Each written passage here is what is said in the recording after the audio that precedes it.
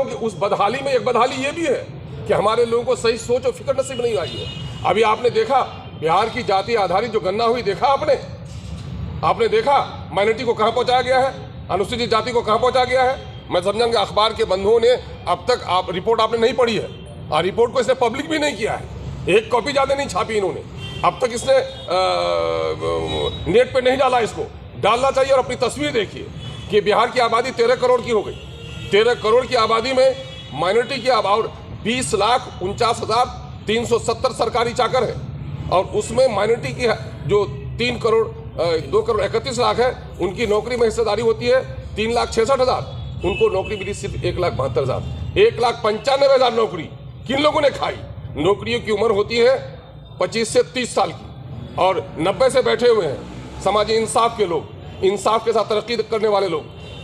राजद बैठी हुई है, कांग्रेस के लोग इसमें शामिल हैं, जदयू है, भाजपा है, ये चारों लोग मिलकर बैठे हैं और 1,95,000 मुस्लिम माइनॉरिटी की नौकरी ये लोग खाली हैं। ये लोग जवाब दें।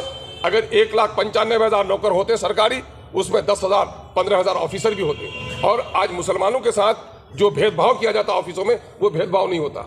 दूसरी तरफ अनुसूचित जाति हमारे जो एससी के भाई हैं, इसको इन लोगों ने कुछ भी नहीं दिया। जो कुछ भी दिया है डॉक्टर भीमराव अंबेडकर ने दिया रिजर्वेशन के जरिए से। उनकी आबादी आज हो गई 2,56,00,000 और उनकी नौकरी में हिस्सेदारी होती है 4,02,000 और उनको नौकरी मिली 2,91,000 या 92,000। उनकी 1,11,000 नौकरी इन लोगों ने खाली है। और दूसरी तरफ आप देखेंगे दूसरे भाइयों की जो आबादी है, जिनकी आबादी के हिसाब से जिनकी नौकरी होती है 70,000, उनकी नौकरी मिली 1,71,000। जिनकी नौकरी होती है 58,000, उनको मिली 1,80,000। तेगुना चौगुना नौकरी मिली है, लेकिन मुसलमानों को और अनुसूचित जाति की नौकरी इन लोगों ने खाया है। आपको सवाल करना चाहिए कि इंसाफ के साथ तरक्की कहाँ हुई, जब इस समुदाय को पीछे आपने रखा है, दलितों को आपने पीछे रखा है, वंचितों को आपने पीछे रखा है, एससी के लोगों का, एसटी के लोगों की नौकरी चुरा ली है, अक़लियत के लोगों की आधी से ज़्यादा नौकरी चुरा ली है आपने। तो इंसाफ के साथ तरक्की इसको कहते हैं। ये सवाल गंभीरता के साथ पढ़िए। शायद आप मुसलमानों को भी तो बताना होगा ना आपको कि मुसलमान जिस तरीके से सेकुलरिज्म के नाम पे वोट देता है, तो शायद उसका ये नतीजा जिस आपको अपना भी जो गिनाया है क्या? तो मेरे भाई शायद आपको पता नहीं होगा, मेरी पहली मुलाकात हुई होगी। ये बात अगर किसी ने बताई है देश के मुसलमानों को, ये मायम नहीं बताई, उसके अलावा किसी को बताने की हिम्मत नहीं हुई। अभी मैं बिहार के बारे में कहता हूँ। जाति आधारित गणना की रिपोर्ट बिहार के 243 जो एमएलए हैं, जो एमएलसी है, सबके हाथ में गई। सबने इसको देखा होगा। शर्म के मारे कोई नहीं बोलता है कि मैंने अपने से ज़्यादा लिया है, और जो लोग माइनॉरिटी और दलित में हैं वो डर से नहीं बोल रहे हैं कि मेरे आका क्या कहेंगे। अगर इस बात को भी तस्तबाम किसी ने किया है, आवाम के दरमियान में किसी ने लाया है, दारुस्सल्तनत में पटने में बैठकर अगर किसी ने प्रेस कॉन्फ्रेंस करके पूरा आईना दिखाया है, तो वो इसी खादिम और एमआईएम नहीं किया है। सर, एक सवाल है कि 22 जनवरी को राम मंदिर का उद्घाटन होने वाला है और पूरा केंद्र सरकार उसमें लगा हुआ है और उसको लेकर के बिहार से देश के कई हिस्सों से रथ यात्राएं निकल रही हैं।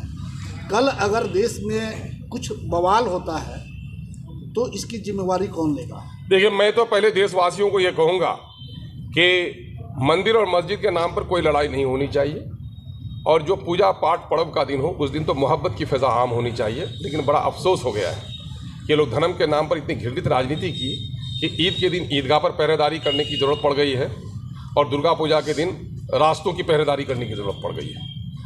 सबसे अव्वलीन बात तो ये है कि सेकुलर स्टेट में आवाम के टैक्स के पैसे धार्मिक आयोजनों में नहीं लगाए जा सकते और ये सारा कानून ताक पर रखकर प्रधानमंत्री हो तो अपने निजी फ्लाइट से जाएं, निजी टिकट कटा के जाएं। वो अगर धार्मिक काम करने के लिए आवाम के पैसे से जा रहे हैं तो मैं समझता हूं ये संविधान के विरुद्ध है। आवाम के टैक्स के पैसे का ये नाजायज इस्तेमाल है। बल्कि ये होना चाहिए कि अगर साफ स्वच्छ इलेक्शन हो तो सत्ता में बैठकर नहीं, बल्कि सुप्रीम कोर्ट के किसी न्यायाधीश को जिम्मेदारी देनी चाहिए स्टेट को और पार्टियों को सत्ता मुक्त करके इलेक्शन लड़वाना चाहिए। सत्ता में रहते हुए जो इलेक्शन लड़ते हैं वो हमेशा इलेक्शन को परवाह आपको ईवीएम पे भरोसा है? देखिए, ईवीएम पर भरोसा है, नहीं भी है, चूंकि कहीं ये सही भी रखते हैं और कहीं गलत होने की भी खबर मिलती है। एक ऐसा डब्बा है जिसके बारे में कुछ भी कहना मुश्किल है, लेकिन कहीं कहीं के कुछ नतीजे सामने जब आते हैं चौंका देने वाले। चूंकि मुझे याद है कि 2010 में बिहार के एक नेता ऐसे भी जीते थे जिनका मैंने बूथ पर कोई ऐसा आदमी, उनका बूथ एजेंट भी बैठने के लिए तैयार नहीं था और उनका वोट सबसे अधिक आया था। तो कहीं ना कहीं एक संकेत मिलता है कि शायद कुछ न कुछ गड़बड़ होता होगा।